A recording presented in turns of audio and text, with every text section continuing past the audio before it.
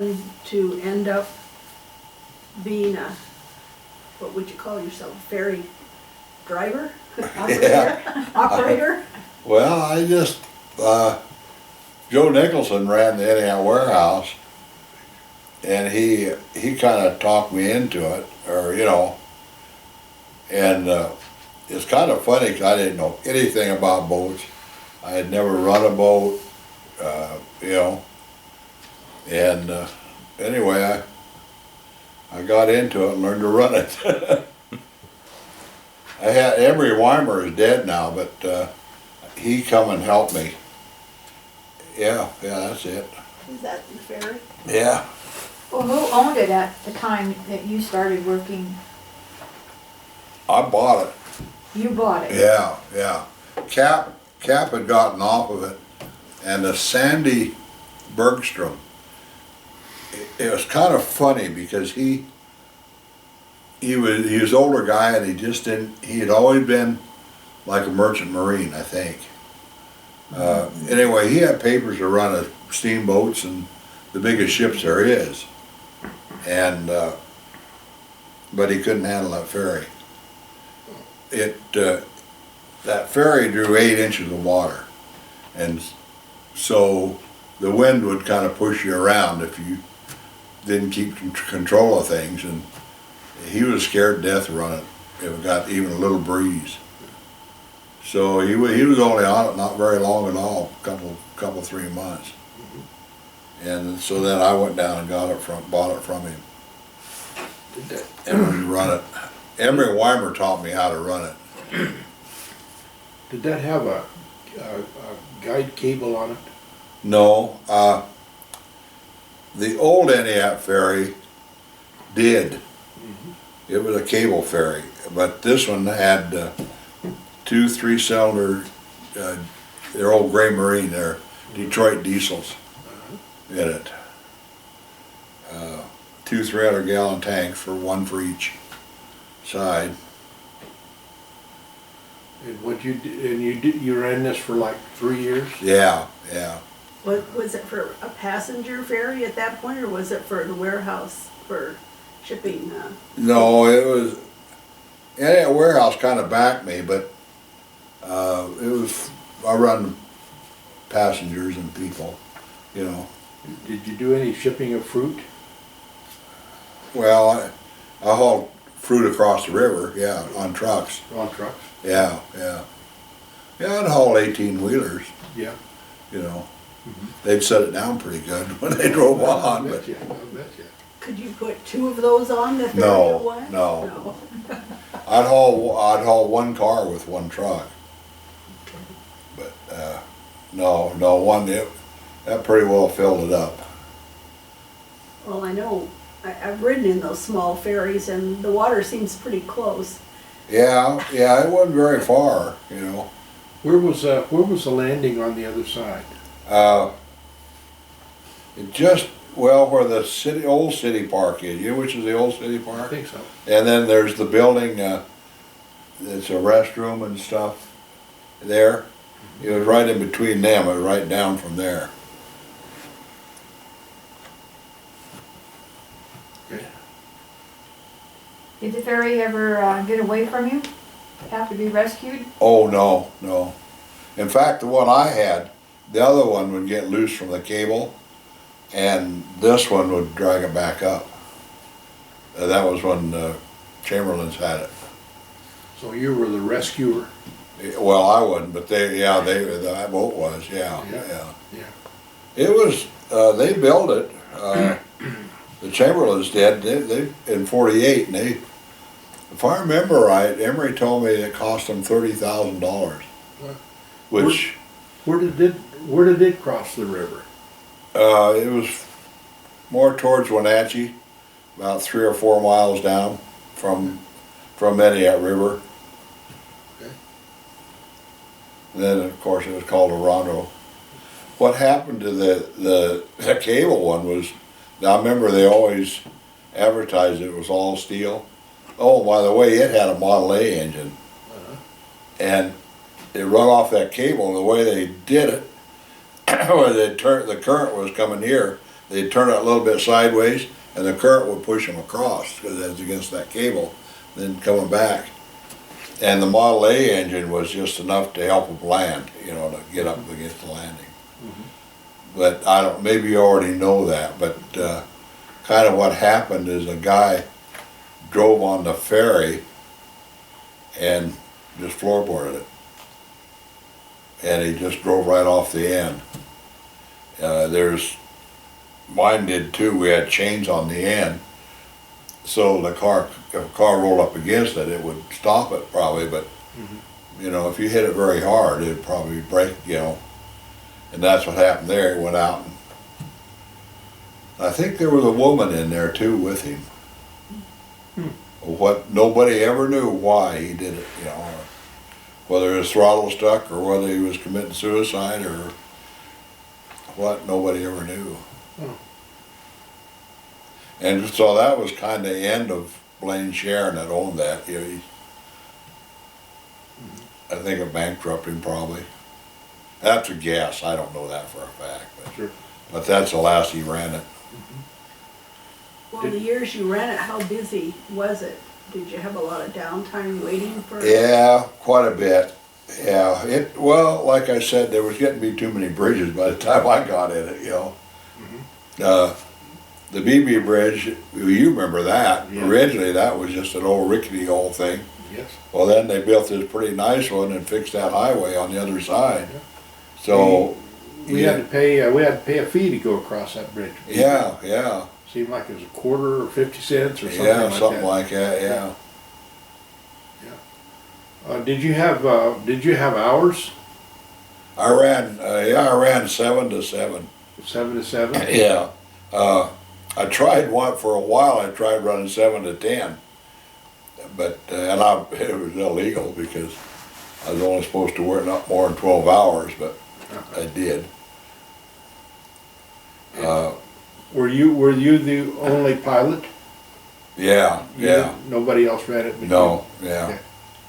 I did get Gene DeCamp. Finally, he had another job, but I got him to run it on a Sunday for me.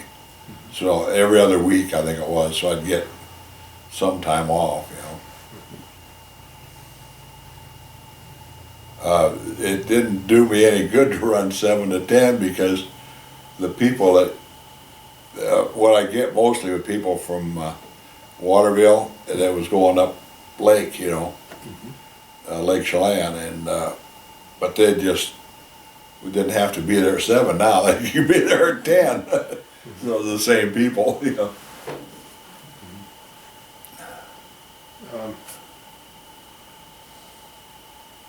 How long did it take once you started you loaded them up? How long would it take you to get across that river? It would take me, I never timed it one way, but it was 15 minutes round trip. Oh, okay. So did you stay on the side where you just left off your, Yeah, until you saw somebody and then you would go across? I just stayed wherever I ended up and then wait till somebody needed me on whichever side. You had to have some type of signal. I could see across there. Just vision? Yeah. Did anybody ring a bell? I didn't have a bell. Orondo Ferry did, but they run 24 hours. And Ronald did, and of course I was younger then. I did that late at night. He'd sleep on the boat, and then you ring that bell. It was like a school bell, you know. And evidently he'd hear it. Why did you finally have to go out of business? Just not enough customers? Yeah, there wasn't enough customers. Then they was gonna build that old Sebastian Bridge and getting better highways, you know, and then part of my thing was there wasn't any I-90. And so people would come, even from Seattle, if they're going to Spokane, they'd come Highway up too. here and cross rather than go through Wenatchee. And then, you know, that was the main way to Spokane in those days, till I-90 come on, you know. Yeah. How often did you have to fuel up, and how did you carry your fuel? Well, I had, each motor had a 300-gallon tank. I just, the summer months I'd be busier, and then I'd have to fuel up more often, and then, other than that, it didn't. So you had a fuel truck? No, Norm West was the fuel distributor here, and he would just bring a truck down and Fill you up. fill my tanks, yeah.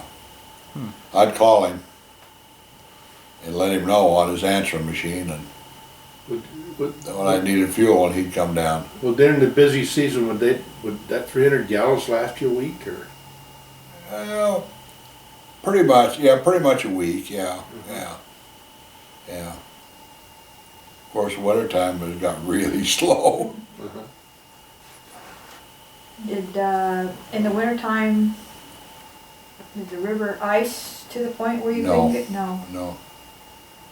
You know, when I was young it did, but, I mean, not real thick, but there would be ice along the edges, but since the dam come in, I don't remember seeing any ice on it much. So what would it take, for you to shut down? Real high wind? Well, I just didn't. You didn't shut down? No, no. Well, sometimes the whitecaps come out on the river. Yeah, I can handle them. Do you know how to swim?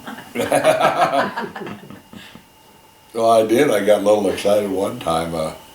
Those ramps, you see those ramps on the ends, there was a cable went up over the cabin on pulleys, and they just counterweighted each other. So if you wanted one up, you go and jump on the other one. And I was going across, it scared me to death. But anyway, I was going across there, and that front ramp, the wave come over and caught it and pulled it straight down. And the front end of that boat just started going like that. Ooh. And I just crammed the motors in reverse and, you know, got it stopped, you know. There were a couple of teenage girls there. Then I went out and jumped on the back one to get the front one up. And they were just giggling, and they didn't know how scared I was. I didn't tell them how scared I was. That I was gonna drown somebody. They thought it was fun. They thought it was fun, yeah. Oh dear. So what happened to the ferry after you quit going across? Well, Entiat Warehouse took it over, and they ran their fruit across for, I don't know, whatever that says. And then they pulled up on the beach and kind of tore me apart and burned it. They did. Yeah, well, they pulled the motors out of it and anything that was, you know. So you didn't have any kind of souvenir from your ferry at all? Well, it turned out my brother was working for Entiat Warehouse, and so I was up there, and there was I had about 40 life preservers, and there was, he had some of those, so I got a couple of them, more for souvenirs. I wouldn't trust them. I mean, you know, they had Entiat Ferry, Lake Entiat Ferry on them, but they were the old cork-like things that canvas covered. Would you consider displaying one down at the museum, Yeah, do that, yeah. along with the picture? I never thought about that. They might, yeah, that might be interesting, yeah. It'd be kind of nice to go with your interview. Yeah. Well, anybody have anything else on the ferries? Is there anything can you tell us a happy story about the ferry? You had to have some good time. You know, you're making a living. Yeah, I understood yeah. that. It was kind of a fun job, Yeah. you know, except I wasn't making much money, you know, but Did I hear you say you charged $1 per vehicle? yeah. Well, for a car. for cars? charge more for trucks, yeah. And how about, you have walk-on passengers? Yeah, there was a rate for them too, but I don't remember now. Then you didn't get much of that. But you do, you can either come across or be towed by rope. Yeah. Well, I did. I had one old guy that would come up on Sunday. It was probably his grandson or something. He'd bring a younger guy, with him, and he come up there on Sunday. And one day, I was one motor was down, and so I was crossing with just one motor. And of course, it was taking a lot longer, And I said, "I'm sorry, I'm so slow," But of course, it was a weekend, and I couldn't get parts, And he says, "It's all right." He says, "No, I'm enjoying it." He says, "That's all I came up here for, is the ride." And that's what he'd do. He'd come up one side and go down the other, just to have a ferry ride, Sure. That's kind of cool. Always was fun to ride the ferry. Yeah. I can remember riding this ferry. Can you? I can. You have to go take a series of tests. Yeah, I had to go take a test and stuff. Yeah. Uh-huh. Oh, that was kind of funny. I was still a little antsy on the learning side, And I was coming across with only the port engine, the left engine. Well, to be honest with you, you just graduated from girls and football. Yeah. So I had to get something else going. Yeah. But anyway, I was going. The Coast Guard guy come down there, two of them, and they rode across with me to the Orondo side. And I only had that one motor, and you don't have much power with one motor, for landing and stuff. And I made a perfect landing. Just that one time. But they happened to be there, and they thought I was the catch me out as an operator. And I go, You bet. So do you have a license that you would carry in your wallet, or just one that you would tack up inside? it somewhere? was inside the cabin, yeah. It was like Was it every year, you had to update it every year? No, it was good for a while, 5 years, I think, if I Okay. remember right.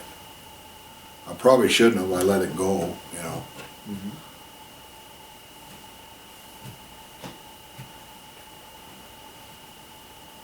Well, this is kind of off of just the ferries, but can you tell us how you remember the old town of Entiat, the one that's now under the water of the Oh, well, it reservoir? was kind of just like an old town. We had our, what do we have, 2 taverns and about 7 gas stations.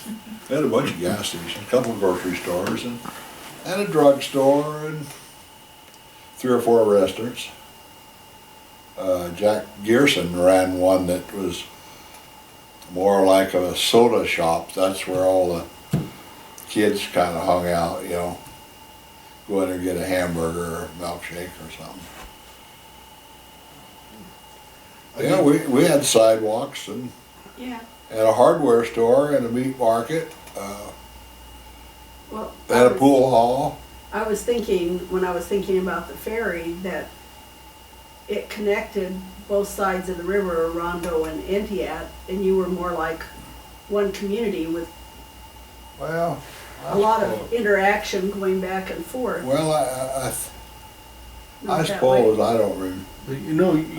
I didn't feel that. read some of the older stories or hear some of the older stories, and the kids from up the upper Entiat would come down and catch the ferry and go across and go to a dance up in Waterville. Now this is way back when, but my dad told me about a guy that was one of the original homesteaders here, Ed Heading.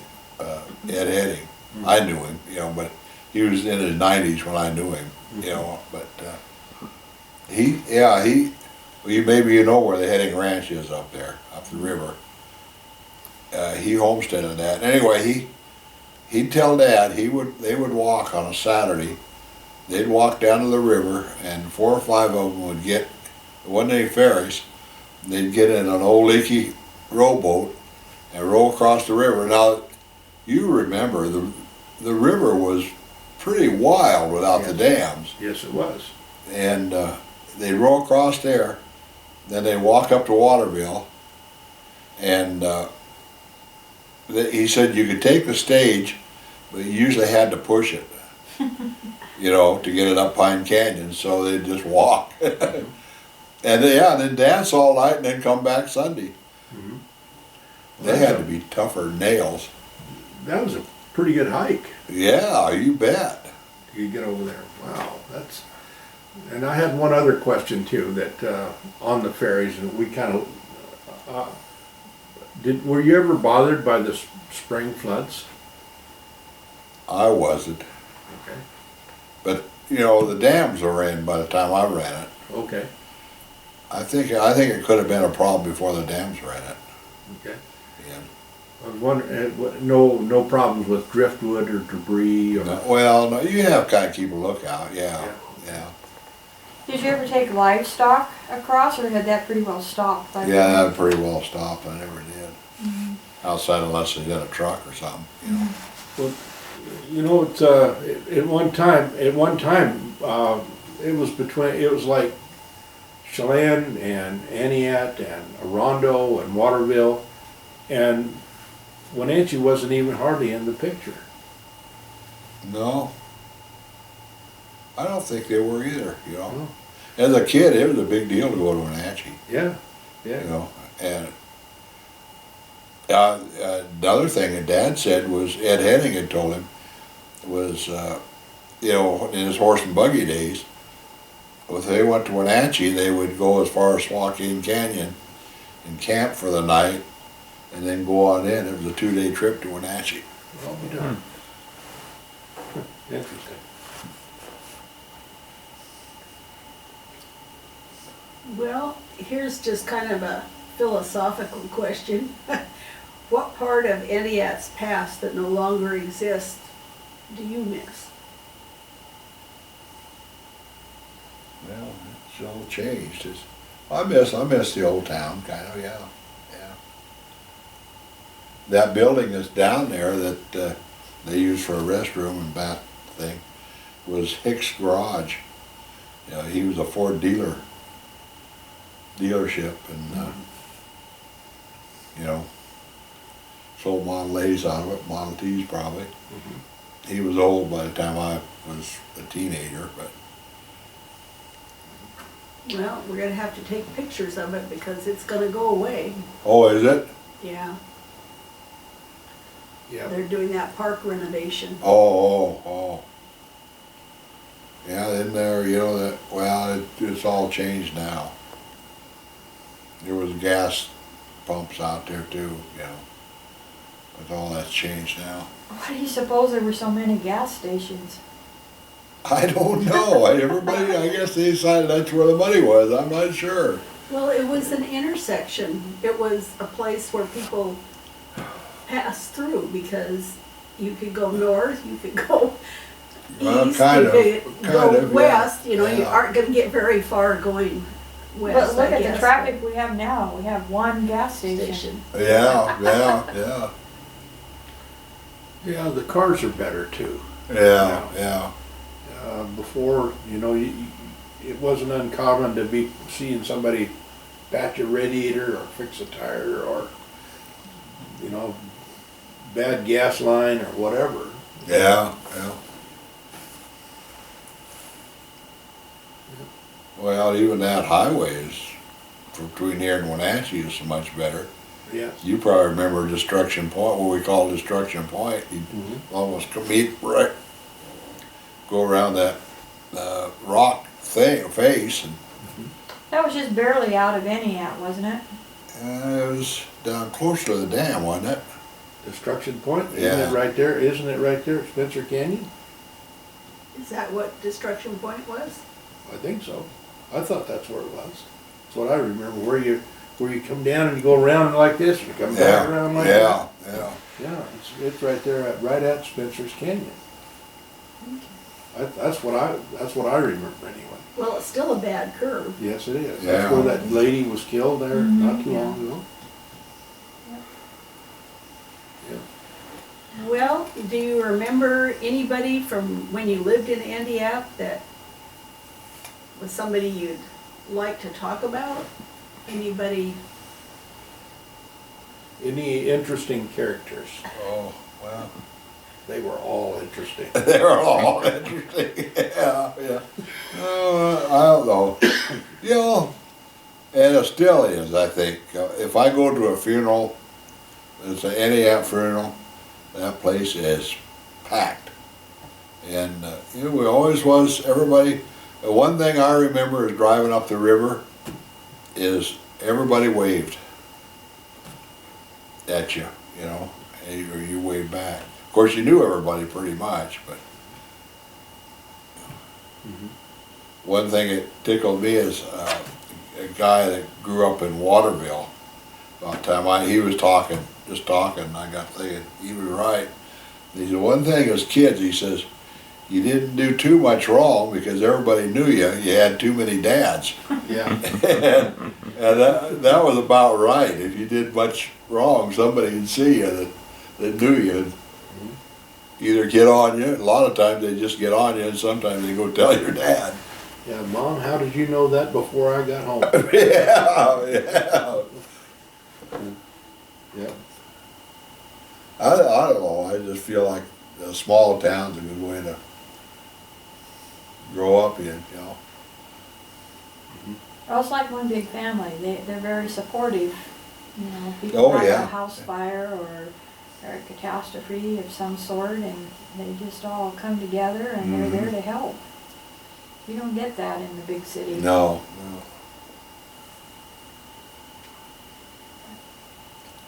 You have anything, Sky, you'd like to ask him? Well, I'm kind of curious why we picked this place exactly. It was just a neutral place to meet, and we knew it was open. The school has bells ringing and kids shuffling, and so this is a lot quieter background. Yeah, that was good thinking, yeah. Does anyone here know who constructed the fire lookout replicas? No, they're very good. We could find out.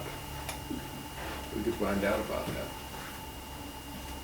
Well, Terry, do you have anything else you'd like to tell us that you can think of?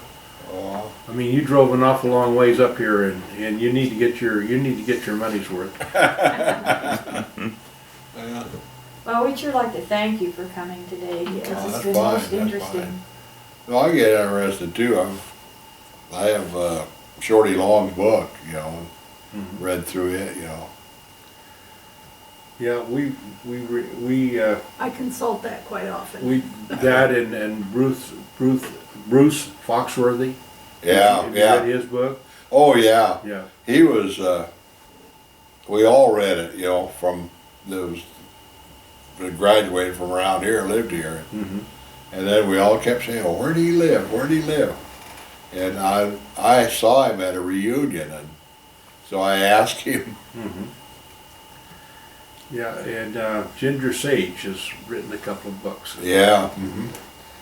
It's one thing that I find that's quite interesting that, you know, you think of Entiat as a small town, you know, really not a very big school, but there's been an awful lot of success that's come out of this. Oh, yeah, yeah. You know, well, I belong to Eagles, and one guy graduated a couple of years ahead of me, and he said, oh, you don't know anything, you just graduated from Entiat. Well, I said, you know, Entiat put out a lot of doctors and lawyers and some pretty smart guys, you know.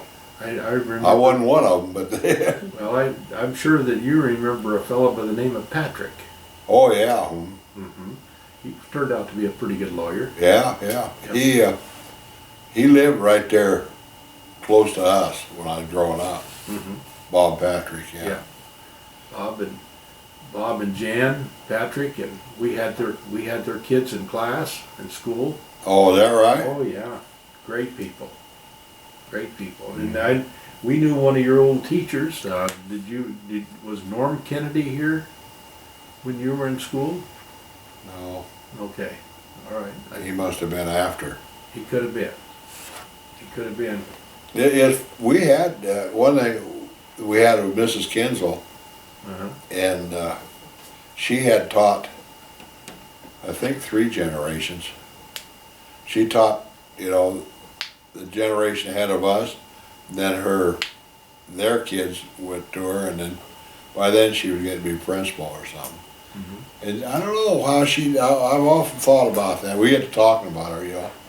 And I said, if you did something that she didn't like, she didn't really chew you out or anything, she just gave you a look. And you just slick down, you know. Uh-huh. You I bet. guess we all thought so much ever we didn't want to displease her or something, you know. I don't know. Sure. Was there a lot of your class, did a lot of your class just go into the labor force, or did they go on for more education? Oh, a lot of them went on for more education. A lot, all different, you know. All different, yeah. Yeah. Yeah. What is it about Entiat that makes it so that we've put out so many good people and successful people? Oh, yes, I don't know. I don't know. You know, a lot of the things you see going on around, we didn't even think about, you know, we didn't think about drugs and stuff. In fact, it might be different now, but we wasn't even into the latest, coolest hairdo or dress or whatever. We just, Well, you worked at a young age too. yeah, we did, yeah. Well, we were the generation before drugs and TV. I get, that might have been, yeah, And, yeah. the entertainment was with others, yeah, with other people. yeah. That's probably a lot of it. Mhm. We didn't even get a TV until I was a freshman in high school. Been 53. Mhm. And then it was just a few hours. It wasn't like now, you know. Then it was Ed Sullivan and George Gobel and stuff like that, you know.